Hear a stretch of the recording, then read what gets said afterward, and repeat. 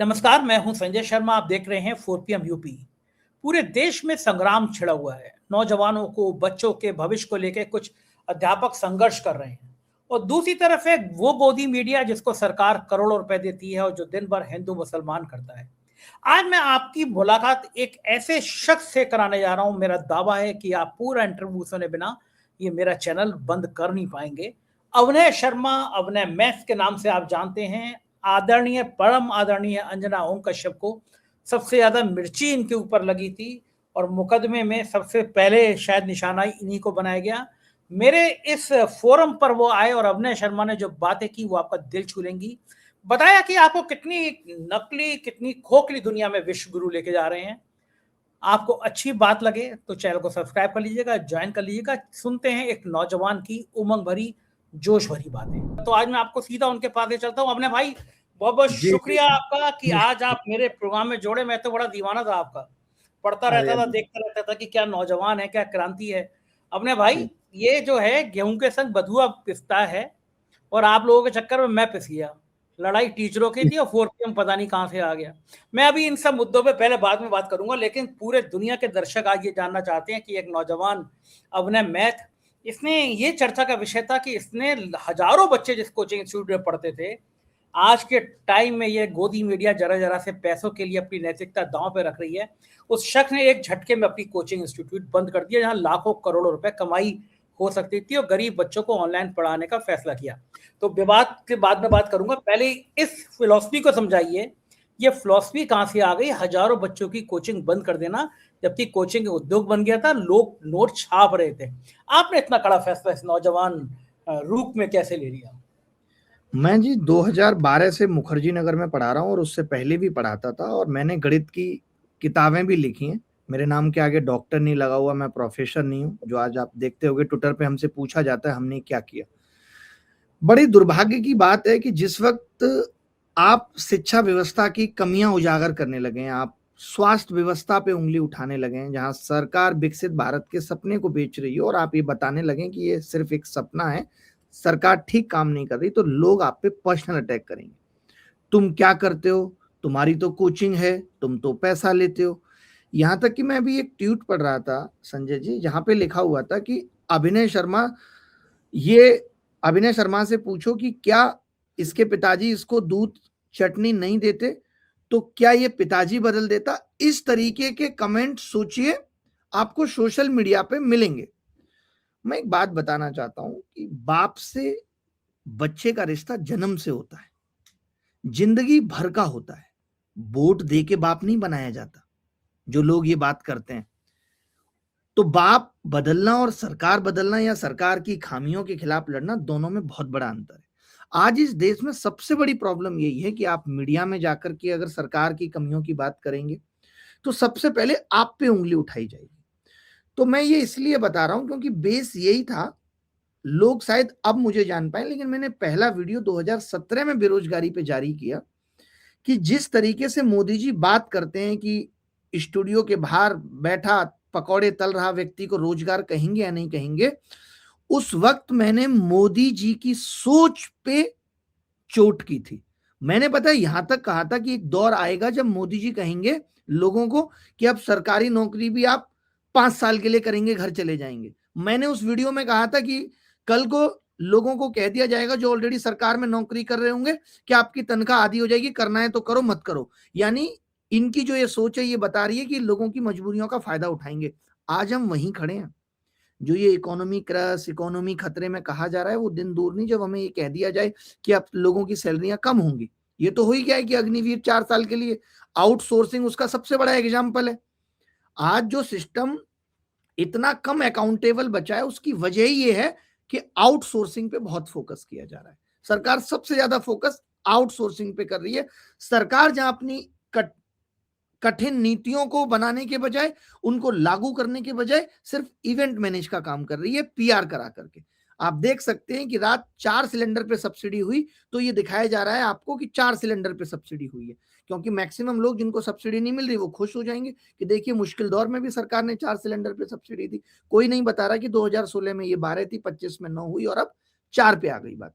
तो यही सब बातें थी। मैंने 2017 में अपना पहला वीडियो बनाया। ये मैं इसलिए बताना चाहता हूं संजय जी, जैसे लोग आज कहते हैं रील शॉर्ट का जमाना है, शायद टीचर्स या अभिनय शर्मा, मैं अपनी ही बात करूंगा, आज आपने मुझे इनवाइट किया है और इतना सम्मान दिया है, तो कि लोग कहें कि मैंने रील शॉर्ट्स का जमाने में रिलेवेंस रहने के लिए करता हूं, तो मैं बताना चाहता हूं आपके चैनल के माध्यम से कि मेरा पहला वीडियो वायरल था। मैं वो आदमी हूं जिसका पहला वीडियो वायरल था, जिसके पहले वीडियो के व्यू आज भी सबसे ज्यादा है उसके चैनल पे। आप उस आदमी से ये कहेंगे जिसने, जिस वक्त रील शॉर्ट का जमाना नहीं था, जियो का उतना विस्तार नहीं था, उस वक्त 7 महीने में 1 मिलियन लोगों को जोड़ लिया था सिर्फ अपने गणित के दम पे। आसान चीज नहीं थी। सरकारी नौकरी छोड़ के आया था मैं, मेरी ज्वाइनिंग थी डबल एओ की। मैं उससे अच्छा। पहले मुंबई में चर्च गेट में जीएसटी में इंस्पेक्टर था, अरे उस वाह। टाइम एक्साइज हुआ करता था, वो छोड़ के मैं आया था। उसके बाद भी मेरे पास एक नौकरी थी असिस्टेंट ऑडिट ऑफिसर की, ग्रुप बी गजेटेड पोस्ट होती है, मैंने वो नौकरी भी नहीं की, क्योंकि उस दौर में भी ऐसा था कि ऑफलाइन कोचिंग्स में 20-20, 30-30 हजार फीस ली जा रही थी। तो मैंने कहा यार हम इतना अच्छा पढ़ाते हैं, ये मुझे ही पता था बस कि मैं अच्छा पढ़ाता हूँ, क्योंकि मैं बहुत कम बच्चे पढ़ाता था। आप देखते हैं कई बार ऐसा होता है कि आपकी प्रतिभा को लोग नहीं पहचान पाते, आपको उसके लिए भी बहुत संघर्ष करना पड़ता है। मैंने भी किया है वो, कि 5 से 7 साल लग गई वहां पहचान बनाने में, जहां मुझसे कम ज्ञान रखने वाले लोग करोड़ों के मालिक बन रहे थे। हम उस दौर में भी नहीं बिके थे। उस दौर में भी बड़ी बड़ी कोचिंगें थी जिन्होंने हमें बुलाया अपने और कहा कि इतनी सैलरी देंगे। हमने पूछा कि क्या करना होगा, क्या क्या काम है, तो क्या अरे आप सैलरी दे रहे हैं, कुछ भी करा लेंगे। उस वक्त भी हमने कहा कि कुछ भी तो हम करोड़ों में भी नहीं करेंगे। उस वक्त सोचिए एक बच्चा था मैं, 22-23 साल उम्र थी मेरी, और मैं अपनी कोचिंग चलाता था। आप भी जानते हो कि ऑफलाइन कोचिंग चलाना कितना टफ काम होता है, लोग जो है आपके पीछे पड़े रहते हैं। उस दौर में भी हम ये हिम्मत करते थे, क्योंकि हमारा उस दौर में भी सच्चे थे। कोई बात नहीं साहब, नौकरी छोड़ के आए, बहुत मुश्किलों का दौर हमने भी देखा, 10-10 रुपए के रिचार्ज के लिए भी परेशान थे। हम नहीं रोते, ये हमने गरीबी नहीं बेची। हमने जो भी किया तो ये नहीं किया कि यार 1 केला दूंगा लेकिन 10 रील कटेंगी तब 1 केला दूंगा। वो लोगों को नहीं पता आज, इसलिए आपने सम्मान के साथ बुलाया तो बताना जरूरी है। तो 2017 से लेकर के 18-19 हमने भी ऑफलाइन पढ़ाया। हमारा भी दौर आया साहब, दौर ऐसा आया कि एक टाइम में 7,000 बच्चे सामने बैठे, 28 ब्रांचेज खुल गई 1 साल के अंदर। पटना में 2 ब्रांचेज थी, पटना के आसपास ब्रांचेज थी, बिहार में ही थी करीबन 8-10 ब्रांचेज, तो इंदौर में, सब जगह। लेकिन जब कोविड आया, कोविड में कुछ समय के लिए, जब पहली वेव आई थी, पहली वेव कुछ ही समय के लिए आई थी, तो 1-1.5 महीने के लिए लॉकडाउन रहा था, 2 महीने के लिए, तो कोचिंग बंद हुई। तो उस दौर में क्या हुआ कि ऑनलाइन कोचिंग के रिसोर्सेज आ गए। पहले आप सोचिए कि मैं पढ़ा मुखर्जी नगर से रहा था, लेकिन पटना में भी मेरी ब्रांच थी और सैटेलाइट से क्लास चलती थी और बच्चा देखने आता था टीवी पे। तो जब मैं बच्चे के मोबाइल में पहुंच गया तो ये मुझे अनैतिक लगा कि अब भी मैं ये कहूं उस बच्चे को पटना बुला के वो मेरी उस टीवी पे देख के पढ़ेगा, ये मुझे गलत लगा उस वक्त। मैंने कहा जब वो उसके हाथ में मोबाइल आ गया और उसने इस ऑनलाइन पढ़ाई को स्वीकार कर लिया, तो अब मुझे ऑफलाइन क्लासेस नहीं खोलनी चाहिए। और उस दौर में भाई मेरा है, उस दौर में हमने ना जाने कितने हजार बच्चों की फीस भी रिफंड की, जो बच्चे रिसेंटली एडमिशन लिया था जिन्होंने। हमने कहा अब आप ऑनलाइन पढ़िए। तो उस वक्त ऑनलाइन आया, 2019, 20, 21, 22 में हमने ऑनलाइन पढ़ाया। अब लोग कहते हैं अभिनय शर्मा बहुत महंगी गाड़ियों में घूमता है, अभिनय शर्मा ने बच्चों से पैसा लिया। साहब बता दूं, मैंने बच्चों से पैसा नहीं लिया, मैंने नहीं कमाया बच्चों से। जो बच्चे मेरे पास आ गए मैंने उनको कह दिया, उसने अगर ये कह दिया, आज आपके चैनल के माध्यम से चैलेंज करता हूं, कोई बच्चा ये कह दे कि अभिनय शर्मा को ये कहा था पैसे नहीं है फीस के और उसने कह दिया था नहीं पढ़ाएंगे, अभिनय शर्मा ने कभी फीस पे डिस्कशन किया हो, कोई ये साबित कर दे साहब, मैं गुलामी करूंगा जिंदगी भर। जिस बच्चे ने ये कह दिया कि आज मोबाइल में रिचार्ज नहीं है, आज भी लाखों बच्चों के तो रिचार्ज कर दिए होंगे। आसान लगता है, मैं कहता हूं मैंने बहुत कमाया लेकिन मेरे पास नहीं है, क्योंकि मैंने समाज सेवा भी बहुत की, मैंने लोगों के दिलों को भी समझा। मैं अपनी क्लास में बैठे हुए बच्चे की स्थिति जब देखता था कि बेटा तुम 2 दिन क्लास क्यों नहीं आए, और वो बताता था कि सर पिताजी मेरे गार्ड हैं, तो मैं चुपचाप उसकी फीस रिफंड करा देता था और महसूस नहीं होने देता था लोगों को कि यार इससे फीस ली। शायद वो दुआ है जो आज लोग कहते हैं कि ना हमारे साथ लोग खड़े, हमने कोई ट्रोल आर्मी नहीं, हमने ये कारवां बनाया है अच्छा करके, लोगों का दिल जीत के हमने कारवां बनाया। हम अपने हितों के लिए नहीं भागे कि मेरा पर्सनल इंटरेस्ट क्या है, मैं इस कोचिंग से ज्यादा कमा लूं, ये नहीं किया। आपने सुना होगा 2019 के दौर में बहुत सारी कंपनियां थी जिनको विदेश से करोड़ों करोड़ों की फंडिंग मिली, 34,400 करोड़ की कंपनी, 60,000 करोड़ की कंपनी। उनको विदेशों से पैसा मिला, उनको कहा गया कि इस पैसे को बहाइए और बहा के एक धंधा बनाइए। आज आपको पता भी होगा मैक्सिमम कंपनियां उसमें से डूब गई।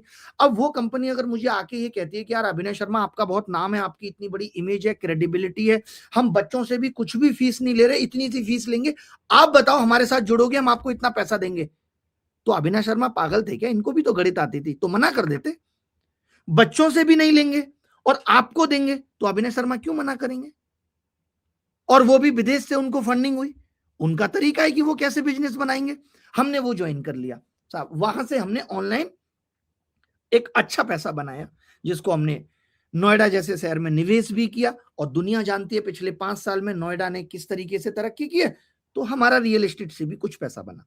दूसरी बात आती है, अब लोगों का आरोप है जब आदमी से लाखों करोड़ों लोग जुड़ जाएं तो उसकी सुरक्षा भी मायने रखती है। मैं वो नहीं हूं ना कि जो सरकार की चाटुकारिता इसलिए करता रहूं कि मुझे Z+ और Y+ दे दो, मुझे भी अपनी सिक्योरिटी चाहिए।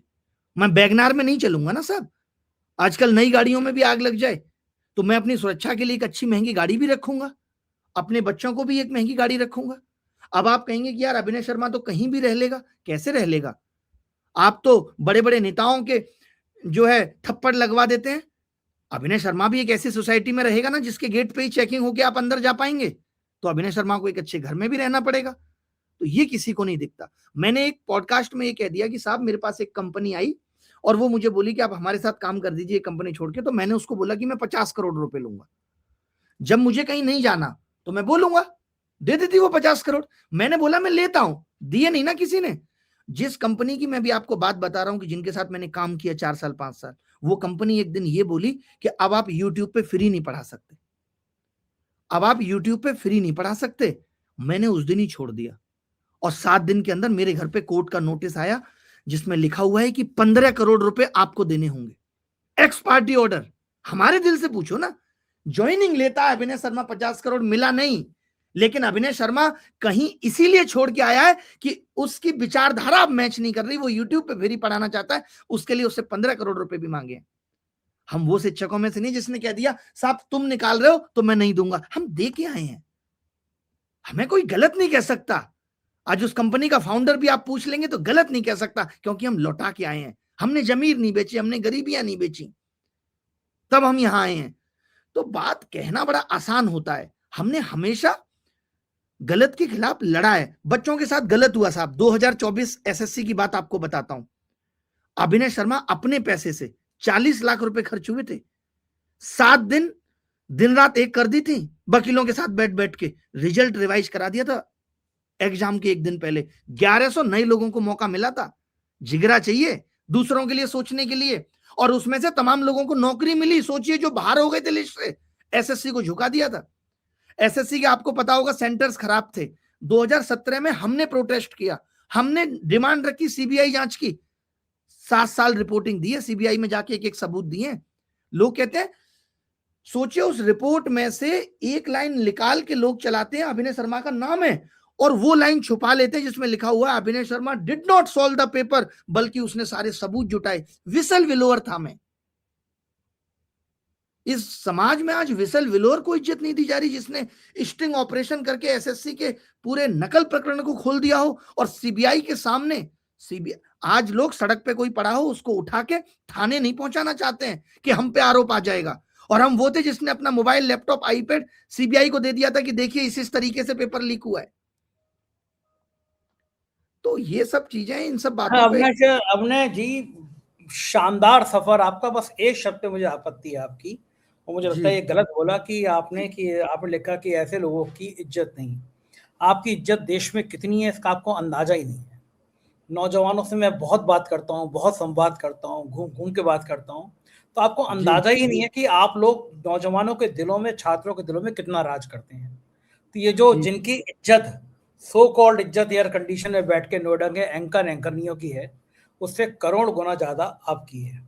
लेकिन मुझे बताइए कि आप अंजना ओम कश्यप जी से इतने खफा क्यों हो गए? अगर कह दिया उसने कि आप एक जीन्स वीन्स पहन के डांस कर रहे थे, नौजवान है, मैं तो इस उम्र में भी आराम से जीन्स पहन के डांस करता हूँ। लोग मुझ पर भी कहते हैं कि भाई गंभीर हो जाओ यार, तुम बड़े पत्रकार हो गए और टाई शाई पहनो। मैं तो अभी भी, कल भी एक पब में था, अपनी पत्नी के संग था, अपनी बेटी के संग था, डांस कर रहा था।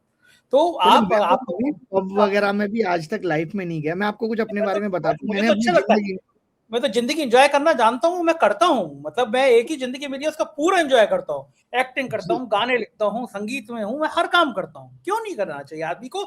आप महंगी गाड़ी रखने के इंटाइटल हैं, आपने पैसा कमाया है, आपने उसका इनकम टैक्स दिया है। आप बड़ा घर रखने के क्यों? गरीबी में आदमी जिए और गरीबी में मर जाए? अरे भाई, आप गरीबी खत्म करने का अभियान चला रहे हैं।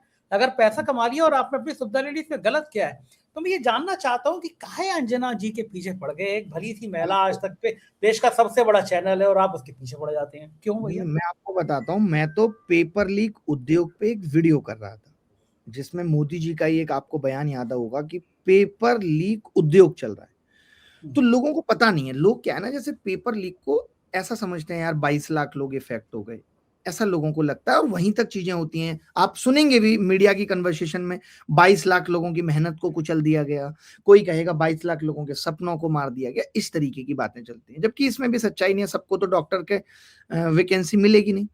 मैं इसको अलग तरीके से देखता हूं। मैं इसको इस तरीके से देखता हूं कि जो ये आप पेपर लीक कर रहे हैं, ये जो आप पेपर लीक की घटनाओं को नहीं रोक पाए, इसने हर साल और पेपर लीक की घटनाओं को प्रमोट किया।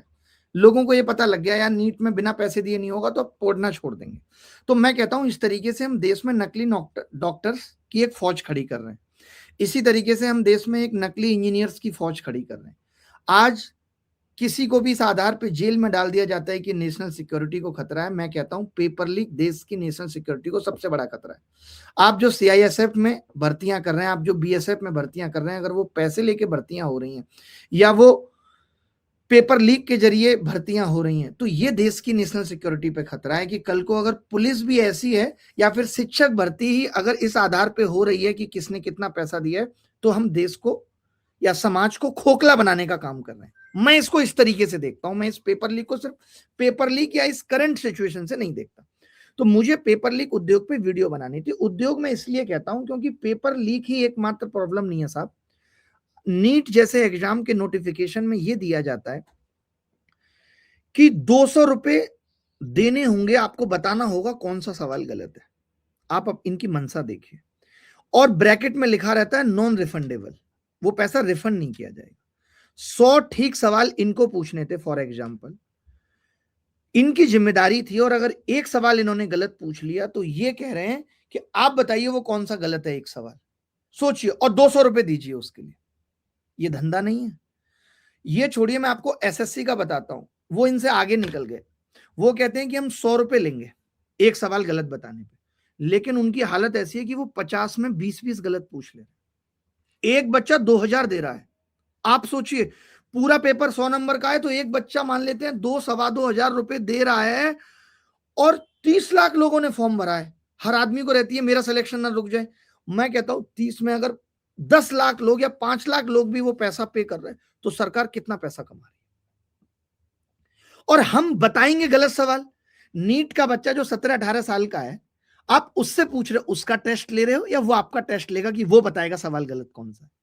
सबसे बड़ी प्रॉब्लम यहां पे एक और होती है जो हम नहीं देख पाते हैं। ये कह देंगे गलती हो जाती है, गलत सवाल बड़ी बात नहीं। मान लेते हैं मैं और आप पेपर दे रहे हैं और आपका पहला ही सवाल गलत हो गया संजय जी, और मेरा वो सवाल 100वां है, क्योंकि सीक्वेंस अलग अलग होती है। आप पहले सवाल में उलझ के रह जाएंगे, आपको तो पता ही नहीं है गलत है। आपको अपने ऊपर डाउट आएगा, सेल्फ, यार मैं गलती तो नहीं कर रहा। और वो जो डाउट आएगा वो आपके बचे हुए 99 क्वेश्चंस को भी इफेक्ट करेगा। मेरे जैसे बंदे का वो 100वां सवाल है, मुझे फर्क नहीं पड़ा। तो यही इक्वलिटी का सवाल उठता है कि आप क्या कर रहे हो। एक बच्चे को आप सही कंप्यूटर दे रहे हो, एक को खराब दे रहे हो। आप कहते हो डिजिटल इंडिया का दौर है, और इंफ्रास्ट्रक्चर आप पे एक दिन में 24 लाख बच्चों का एग्जाम कराने का नहीं है। आपके कीबोर्ड माउस पे सवाल उठ रहे हैं। आप ऐसी कंपनियों को कॉन्ट्रैक्ट दे रहे हो जो वो एग्जाम कराने के काबिल नहीं है। जैसे आपने देखा होगा, टीसीएस से हटा के एडीक्यूटी को कॉन्ट्रैक्ट दिया गया। आपने अभी ये सीबीएसई वाला मामला देखा होगा, जिस कंपनी को दिया गया है, उसने बच्चों की कॉपियों को मोबाइल से स्कैन किया है। यार आपने उनके भविष्य को धुंधला कर दिया। कॉपी नहीं धुंधली हुई, उनका भविष्य धुंधला हो गया। फिर जो टीचर जांच रहे हैं, उन्होंने धुंधली कॉपी क्यों जांच दी, उन पे सवाल उठता है। तो क्या आज इस देश में सिर्फ ये जो विकसित भारत का तांडव हो रहा है 2047 में, ये झूठ नहीं लगता आपको? आप बताइए। क्योंकि कोई भी देश विकसित करने के लिए स्वास्थ्य और शिक्षा दो सबसे जरूरी चीज है। आज मैं भी पढ़ रहा था कि दिल्ली में सरकारी अस्पतालों में 650 करोड़ का घोटाला दवाइयों कंबलों में हुआ है। ये साहब तो कट कमीशन करप्शन रोकने आए थे, महंगाई का मां बोलने आए थे। पाकिस्तान बांग्लादेश में डीजल सस्ता क्यों है, पेट्रोल, ये उसके दाम कम करने आए थे। ये गैस को सस्ता करना आए थे। ये हवाई चप्पल वालों को हवाई जहाज में बिठाने आए थे। तो आप साहब मित्रों मित्रों कह करके हमने जिसे मित्र समझ लिया, तब वो फिर मुझे गाना याद आता है कि दुश्मन ना करे दोस्त ने वो काम किया है। सही बात है। लेकिन मेरा सवाल ये था कि अंजना जी क्यों भड़क गई आप पे, वो लड़ाई का सवाल मैं है। वो रह गई बात अधूरी। इतनी सब बातें हैं कि मैं जब वो पेपर लीक उद्योग का वीडियो तैयार कर रहा था, तो इसमें भी बड़ी मेहनत लगती है साहब, आप भी जानते हैं अच्छा। जिस तरीके से मैं प्रेजेंट करता हूँ चीजों को। तभी 7 बजे के आसपास एक शिक्षक मुझे वीडियो भेजता है अंजना जी का कि देखिए क्या बोल रही हैं। मैंने उसके पीछे की कहानी नहीं जानी कि वो किसे बोल रही हैं। वो शायद खान साहब के उस बयान से खफाएं इसलिए बोल रही हैं, मैंने नहीं जाना। मैंने तो उसको शिक्षक समाज के दिल पे ले लिया। मेरा उस पेपर लीक उद्योग में मीडिया से 2-4 सवाल थे, बट इतना नहीं था कि मैं दिखाऊं कि ये क्या करते हैं। आपने देखा ही होगा, मैंने जब वीडियो बनाया मैंने दिखाया कि दूसरे की प्लेट से बर्गर का फ्रेंच फ्राइज उठा लेना। हाँ हाँ। बताइए, देखिए मैं अपना काम कर रहा हूं तो मेरे पर्सनल हित से ज्यादा जरूरी है कि मैं जिन बच्चों के लिए पढ़ा रहा हूं उनको सही दिशा दे पा रहा हूं या नहीं। अगर आप अपने पैसे की आत्मा बेचकर पैसा कमा भी रहे हैं तो कोई मायने उस पैसे का नहीं है। इस देश में बहुत पैसे पैसे वाले पड़े हैं और देश से बाहर भी बहुत पैसे वाले पड़े हैं। पैसा सब कुछ नहीं है, बहुत कुछ होगा लेकिन सब कुछ नहीं है। जो सुकून हमें पढ़ाई लिखाई ने यही सिखाया है साहब, कि मेरी जिंदगी सिर्फ मेरी नहीं है, मेरा घर, मेरी जिंदगी, मेरी गाड़ी, मेरी दुनिया से बाहर निकल के आप और कितने लोगों का जीवन बदल पाए हो, ये इतिहास में दर्ज होता है। अंजना जी क्यों इतनी बौखला गई, आप सोचिए। उनको अपना इंस्टाग्राम अकाउंट एक दिन के लिए बंद करना पड़ा। वजह सोचिए ना। अब इस पे आशुतोष जी ने कह दिया कि संगठित एजेंसियां आपके लिए लगा दी गई। मैं आपको संजय जी अपने बारे में कुछ बात बताना चाहता हूं। मैंने जिंदगी में कभी आज तक 1 रुपया पीआर और इन चीजों पे खर्च नहीं करा, क्योंकि मेरे बहुत पैसे बच्चों के रिचार्ज, बच्चों को मोबाइल भेजने, इन सब चीजों पे ही मेरा अच्छा खासा खर्चा हो जाता है। मुझे जरूरत नहीं है। मैं सच के साथ रहता हूं। आप देखते हो कि कई बार मुझे लोग ट्विटर पे भी गलत लिखते हैं, मैं उनको भी जवाब देता हूं। कोई जवाब मुझसे गलत हो जाए तो मैं तुरंत ये कहता हूं, मैं साहब मुझे आपके बारे में नहीं पता था, सॉरी। ये होती है कि जब आपका दिल सच्चा है आप हर सवाल का जवाब दोगे। हम नहीं कहते कभी जाके किसी मीडिया को कि आप हमें बताइए सवाल क्या पूछोगे। हमें पता है कि जो आप पूछोगे उसका जवाब मैं अपने सरल शब्दों से दे दूंगा। मैंने आज तक की अपनी जिंदगी में गाली नहीं दी, कभी आज तक कभी नहीं दी मैंने। सोचिए ये छोटी बातें नहीं तो हमने निभाई ऐसे। क्यों? क्योंकि मैं एक शिक्षक था और शिक्षक से पहले भी हमारे संस्कार में था कि यार मैं गाली नहीं दूंगा। जबकि आज बड़ा कॉमन दौर है साहब गालियों का, लोग दे देते हैं फ्रस्ट्रेशन निकालने के लिए, एक अच्छा तरीका है। तो बस अंजना जी की ये बात थी कि जब साहब आपका दामन में 100 दाग है और आप दूसरों की सिलबटें गिना रहे हैं, आप दूसरों को आईना दिखा रहे हैं, ऐसा कैसे संभव है? तो एक अच्छा मौका था। वरना आप बताइए मीडिया से पंगा लेना कौन कर पाया है? जो मीडिया की हालत हुई विपक्ष नहीं कर पाया। वो एक चीज कैसे हम कर पाए? क्योंकि हमारे पास वो 12-15 साल लोगों के लिए जो किया वो एक कारवां था। उन लोगों का कारवा था और आईना ही तो दिखाया, सच बताया। आप सच को स्वीकार कर लेते। मैं उनकी जगह होता तो मैं साफ साफ एक चीज कहता साहब कि हम भी आत्ममंथन करेंगे और शिक्षकों को भी आत्ममंथन करने की जरूरत है, और जो है दोनों मिलकर के देश हित में काम करेंगे। अगर शिक्षकों को ये लगता है कि हमने पेपर लीक या इन मुद्दों को उतने मुखर तरीके से नहीं उठाया है तो अब हम उठाएंगे और हम शिकायत का कोई मौका नहीं देंगे।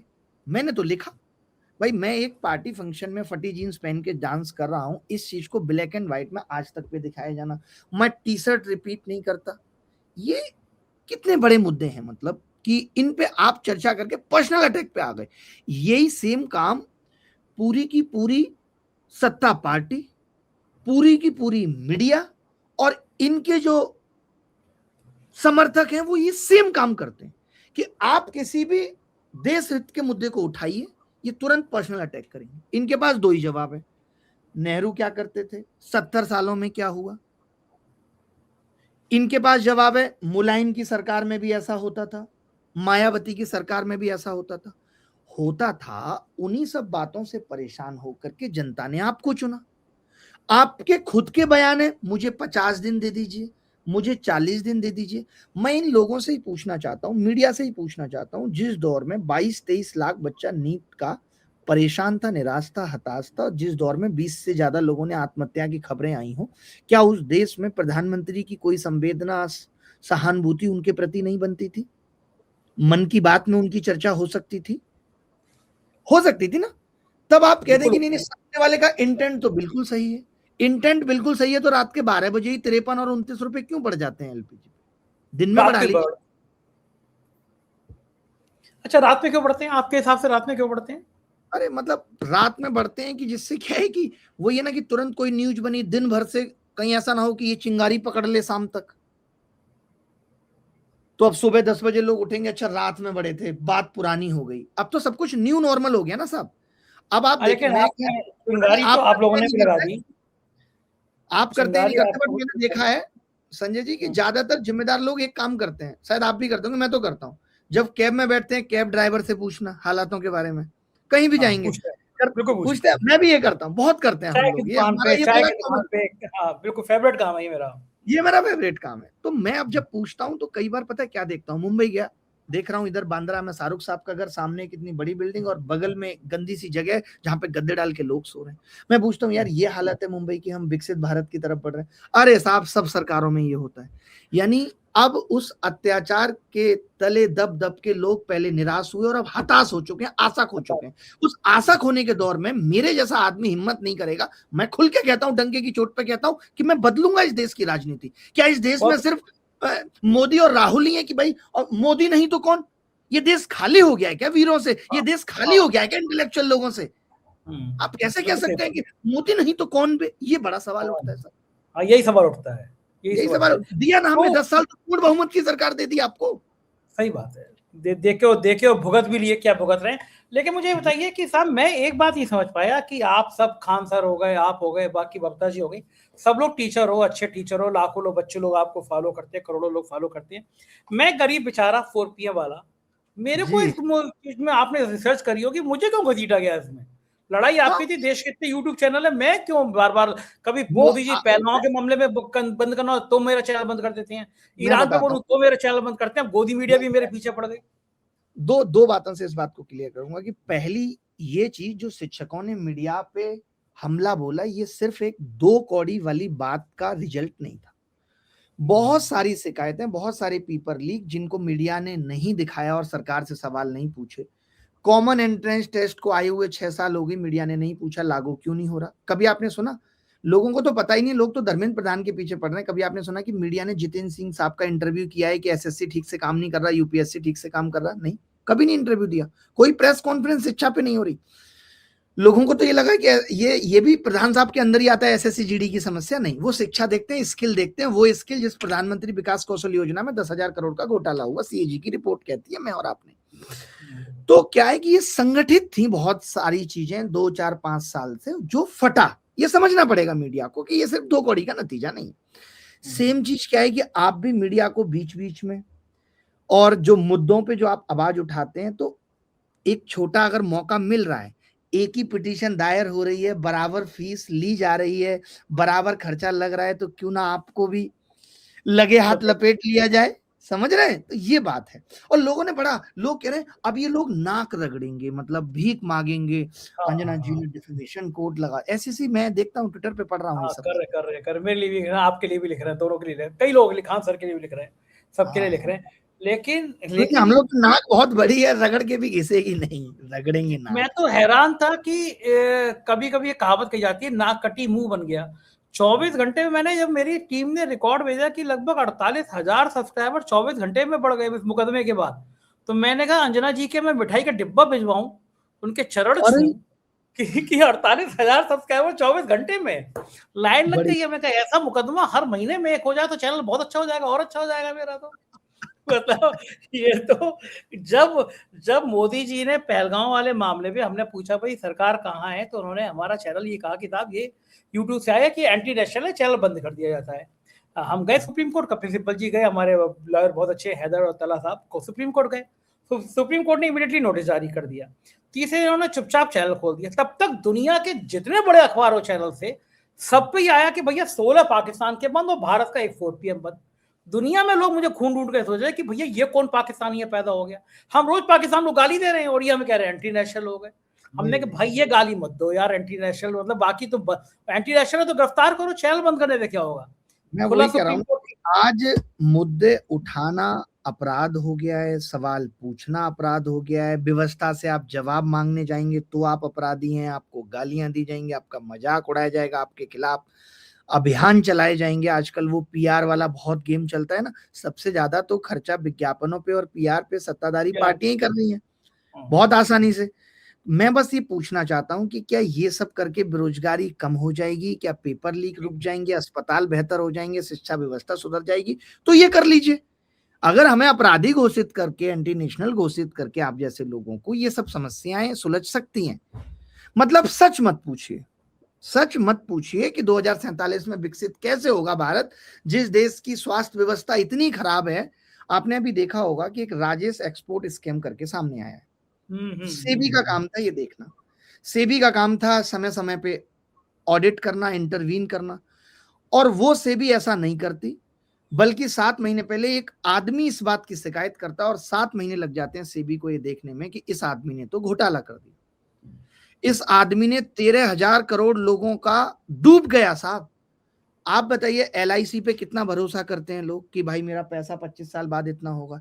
LIC उस कंपनी में इन्वेस्ट करके बैठी है। क्या ये देश को क्षति नहीं है कि सिर्फ सेबी की जो है गलती वो देश भुगत रहा है? तो यहाँ सेबी ठीक से काम नहीं कर रही और LIC ने कैसे निवेश कर दिया। आप कहते हो साहब डेटा चेक करके करो, बेचारी ने डेटा चेक करके किया होगा लेकिन डेटा ही फर्जी था। तो ये सब किसकी जिम्मेदारी है? फिर जब सवाल उठा दो कि सेबी ठीक से काम नहीं कर रहा, फसाई ठीक से काम नहीं कर रहा, अगर फसाई ठीक से काम कर रहा होता तो भारत का आम जो है जापान से लौट के आया है। ये नेशनल बेइज्जती नहीं है, है? सही बात। तब आप नहीं देख रहे कि एडल्टेटेड सब्जियां बिक रही हैं, पनीर बिक रहा है। आप मीठे के शौकीन हैं संजय जी? खूब बेसन लड्डू खाता हूँ, जलेबी खाता। दिवाली पे खाते हैं आप मीठा? अरे वो बड़ी नकली, हर बार याद है नकली खोया आप मन मार लेते हैं। सोचिए आप उस देश में रहते हैं जो अभी 20 साल बाद विकसित हो जाएगा, लेकिन आप दिवाली पे ये कह के मिठाई नहीं खाते, इन दोनों बड़ी नकली आती है। कितने असहाय हो गए हम लोग कि हम नकली पे आवाज नहीं उठा पा रहे। आपको एक बात बताता हूँ बड़ी कमाल की। आपको पता है मुझे हल्दीराम से कॉल आया, एक वीडियो वायरल हुआ है साहब जिसमें मैंने कहा है कि फ्रोजन फूड का दौर है और आपको कई कई महीनों पुराना खाना खिलाया जा रहा है। तो हल्दीराम का कहना है कि आप ये वीडियो हटा दीजिए साहब। हमने सोचा पहले हम डिफेमेशन करें या कुछ ऐसा करें, तो ये वीडियो आप हटा दीजिए। तो मतलब इस देश में गलत होता रहे, कोई उस चीज को उजागर नहीं करेगा। क्या फूड में ट्रांसपेरेंसी नहीं होनी चाहिए? कुछ भी खिला के पहले लोगों को बीमार कर दीजिए, फिर एक साइड से इंश्योरेंस बिकवाइए। इंश्योरेंस बेचने वाला इतना पीछे पड़ जाएगा, आपको मजबूर कर देगा लेने के लिए, इतनी बड़ी बड़ी बातें करेगा।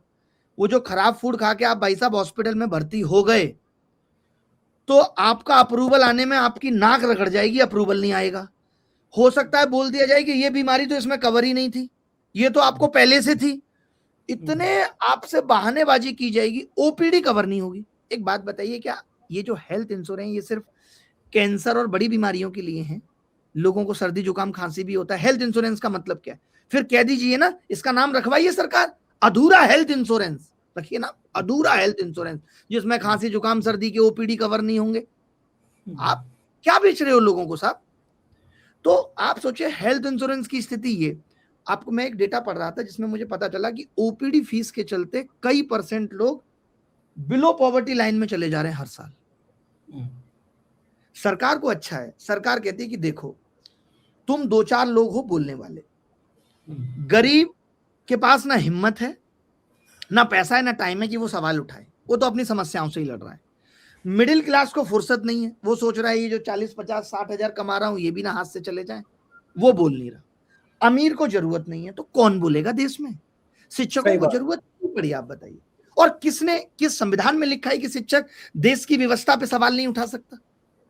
आप तो पढ़ाने पे ध्यान दो।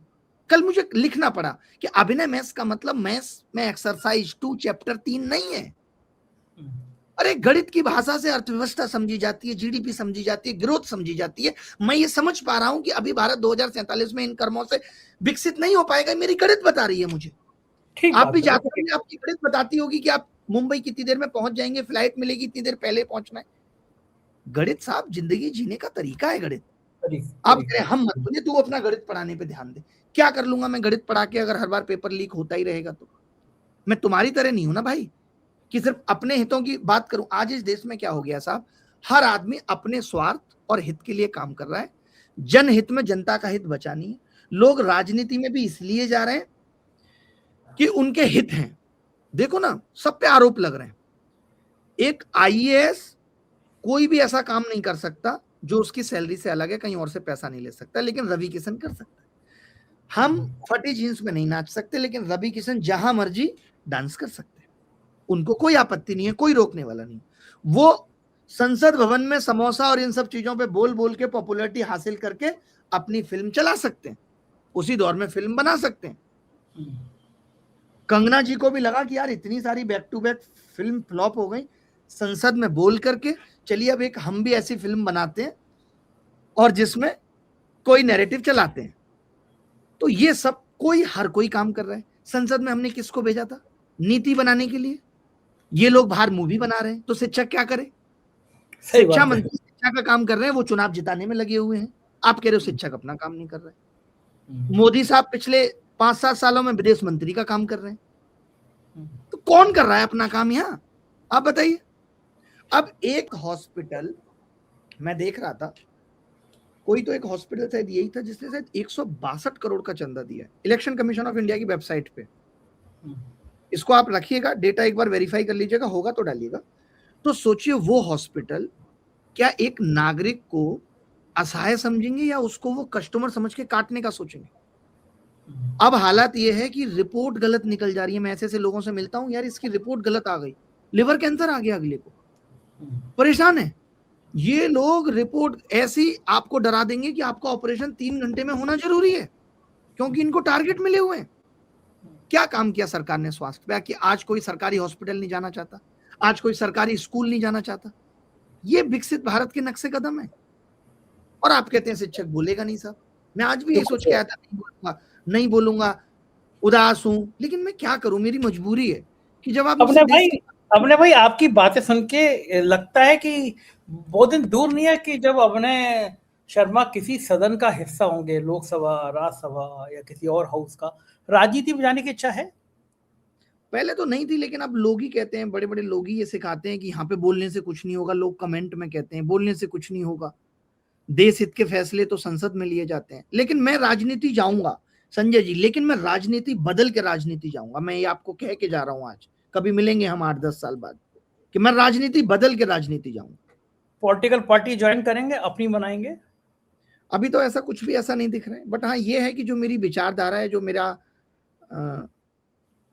मुद्दों को लेकर के नाराजगी है, तो ऐसा नहीं होगा कि मैं किसी पार्टी का चड्डा पहन लूंगा, वो तो नहीं होगा कभी जिंदगी में। राघव चड्डा पे कमेंट कर रहे हैं आप? नहीं, मतलब मैं बताना चाह रहा हूं ना कि लोग सोचिए हम विचारधारा बदल देते हैं, और हमारे देश की जनता को भी ये समझना पड़ेगा। मैं उस वक्त भी पता है बड़ी आवाज इस पे उठा रहा था और बोल रहा था कि यार एयरपोर्ट पे 15 रुपए का समोसा 10 में बिके, ये बड़ा मुद्दा नहीं है। जो एयरपोर्ट तक पहुंच गया साहब, वो 10 का 15, 15 का 18 में ले लेगा। बड़ा मुद्दा ये है जो आज आप देखेंगे, एनडीटीवी ने भी पोस्ट किया है, किस तरीके से यूपी में दरोगा भर्ती, कांस्टेबल भर्ती की प्रक्रिया में बच्चे कैसे ट्रेन में भर भर के जा रहे हैं। ये बड़ा मुद्दा है। रेल बड़ा मुद्दा थी फ्लाइट से ज्यादा। इस पे लेकिन बड़ा मुद्दा उनके लिए है कि अब्दुल की चूड़ी टाइट हो गई, किसी के घर से हरा झंडा उतर गया, केसरिया फहर गया, मंदिर मस्जिद के नीचे मंदिर था। ये बड़े मुद्दे हैं, देश को विकास पे ले जाने के ये बड़े मुद्दे हैं। बाकी मुद्दे पीछे छूट जाते हैं। इस जो आप पे मुकदमा हुआ है, आप लोगों ने, आपने, खान सर ने, बख्ता जी ने, बाकी सब लोगों ने कुछ बातचीत करी आपस में एक दूसरे से, या इंडिविजुअल सब लोग लड़ाई लड़ रहे हैं? ना, सबको मैंने कॉल करके कह दिया था मैं संभाल रहा हूँ, आप रिलैक्स रहें। आपने मुझे तो कॉल नहीं किया, मैं भी आपके चक्कर में फंसा हुआ था। बताइए। अरे नहीं, अब आप आ गए ना, अभी आपका नंबर नहीं था मेरे पास, आपका नंबर नहीं था। नहीं अपने भाई, बहुत अच्छा लगा मुझे बात करके, और मुझे तो अब मैं आपको परेशान। लास्ट चीज कहूंगा कि मंदिर या आस्था, भारत देश रहा है इन सब चीजों का, और अच्छी चीजें। हम कहते हैं आप बनाइए 4 अस्पताल और वहीं पे मंदिर हो, क्योंकि भगवान के पास तो आखिरी में जाना ही पड़ता है साहब। रांची रेफर कर देगा दिल्ली, और दिल्ली में भी इलाज नहीं हुआ तो रेफर टू गॉड, लास्ट में तो रेफर टू गॉड ही है। तो सब कुछ होना चाहिए, बैलेंस कैसे बनेगा? शिक्षा पे भी काम होना जरूरी है, स्वास्थ्य पे भी काम होना जरूरी है। मैं तो कहता हूं कि हम गंगा को मां मानते हैं तो कर दीजिए गंगा की सफाई। हम गाय हमारे लिए इतनी सम्माननीय है तो रोक दीजिए बीफ कानून ले आइए, कानून ले आइए। कानून। सिर्फ आपके नारों में देश प्रेम दिखता है मगर सच्चाई कुछ और है। नकाब, मैं एक चीज, रवि जी तो ये कहते हैं कि सब मरेंगे, मैं कहता हूं नकाब सबके उतरेंगे, जितने भी लोग सच छुपा के बैठे हैं सबके उतरेंगे। हमारे बारे में साहब इतना होने के बाद क्या निकला कि एक फोटो कोई दिखा रहा है कपिल सिब्बल के साथ बैठा है, बच्चों की पीआईएल के लिए गए थे जी उनके पास। अरे तो कपिल सिब्बल एमपी हैं, बड़े वकील हैं, उनके पास जाना कौन सा गुनाह है? हाँ मतलब वही मैं कह रहा हूँ कि बहुत अच्छे गीतकार हैं, यानी कितने गाने लिखे हैं, देश के सबसे बड़े वकील हैं, सबसे अच्छे इंसान हैं, ना जाने कितने गरीबों के मुकदमे फ्री लड़ते हैं। मुझ जैसे पत्रकार के लिए भी 2 बार खड़े हुए, सुप्रीम कोर्ट में पहली बार खुलवाया, जब दोबारा ईरान के पक्ष में बोले में मेरा अभी 2 महीने पहले बंद कर दिया। तो कपिल सिब्बल जी, उनके बेटे अखिल सिब्बल, मुझसे एक पैसा नहीं लिया, घर पे बढ़िया खाना और खिलाते हैं। तो कपिल सिब्बल कोई ऐसे इंसान है जिनके पास जाना गुनाह है? वो हीरा है, वो नगीना है देश के। इन जैसे लोग होने चाहिए जो उमर खालिद के लिए लड़ाई लड़ते हैं, जो बेकसूरों के लिए लड़ाई लड़ते हैं। ऐसे लोग तो होने चाहिए और सम्मानित करना चाहिए। आप संजय जी यकीन नहीं करेंगे, पता नहीं आप इस बात का, आप पुराने हैं शायद करें यकीन, कि मैं 12वीं क्लास तक, जबकि मैं तो गांव से ही रहा, ये नहीं जानता था धर्म वाली बात। कितनी अच्छी मुझे 12वीं क्लास तक नहीं समझ थी। मुझे ग्रेजुएशन में पता चला कि यार धर्म से ऊपर एक ये भी है कि ये बिहारी है, कि मुझे कॉलेज में पता चली। तो मैं वही देख रहा हूं कि हमारे समाज का पतन हुआ। हम आज लाख ये कहें कि विकसित भारत की तरफ बढ़ रहे हैं, बट हम एक असभ्य और अविकसित भारत की तरफ बढ़ रहे हैं। स्थितियां खराब हो रही हैं। धनिये की महक खत्म हो गई, अदरक की महक खत्म हो गई, नकलीपन का दौर आ रहा है जिसमें सिर्फ पेपर असली बिक रहा है। पेपर असली बिक रहा है। तो ये चिंता की बात है, ये चिंता की बातें हैं। अवने भाई, मैं आपको ना, मैं महीने में 1-2 बार परेशान करता रहूंगा, मुझे ऐसे बोलने वाले लोग बड़े अच्छे लगते हैं। नोएडा आ रहा हूँ बहुत जल्दी आपके घर पे चाय पीने के लिए। थैंक यू, बहुत शुक्रिया। तो ये थे अवने मैस, पूरी बात आपने सुनी। लाखों करोड़ों बच्चे दीवाने हैं, चाहे खान सर हो चाहे अवने मैस हो, और ये गोदी मीडिया जो आपके और मेरे टैक्स के पैसे पर पल रही है, न दिन भर अब्दुल की चूड़ी टाटे दिखाती है, उसको क्या मिला? उसके हिस्से में सिर्फ दौलत आई, आपके अंदर नफरत आई। इस बातचीत को आप दिल से संभाल के रखिए, सहेज के रखिए, क्योंकि अवने जैसे नौजवान बहुत कम होते हैं जो देश के लिए इतना संघर्ष कर रहे होते हैं। कैसी लगी बातचीत बताइएगा जरूर। शुक्रिया, थैंक यू।